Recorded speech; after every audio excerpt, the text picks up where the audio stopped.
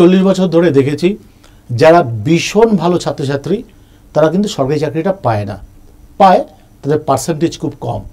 কিন্তু যারা মধ্য মেধার তারা জানে যে আমি পার্টিকুলার কোনো সাবজেক্টের ভালো না, তার ফলে 15টা সাবজেক্ট 20টা সাবজেক্টই সে মন দিয়ে পড়ে এবং সে জানে যে আমার রাত জাগতে হবে, সে জানে 2 বছর ধরে প্রস্তুতি নিতে হবে, সে জানে প্রতিদিন 12 ঘন্টা আমাকে পরিশ্রম করতে হবে এবং সেইখান থেকে কিন্তু মধ্য মেধার ছেলেমেয়েরা অনেক ভালো রেজাল্ট করে কিন্তু। এবং কম্পিটিটিভ এক্সামস কোয়াইট সারপ্রাইজিংলি আমি বলবো যে কে কত ভালো ছিলাম স্কুল জীবনে বা কলেজ জীবনে বা ইউনিভার্সিটি জীবনে তার উপর কিন্তু একদম নির্ভর করে না, শুধু নির্ভর করে যে আমি ইউনিভার্সিটির পরে বা কলেজের পরে কত ঘন্টা পরিশ্রম করলাম, কিভাবে এগোলাম। এটা কিন্তু খুব জরুরি দরকার এবং তারাই কিন্তু সাকসেসফুল হয়।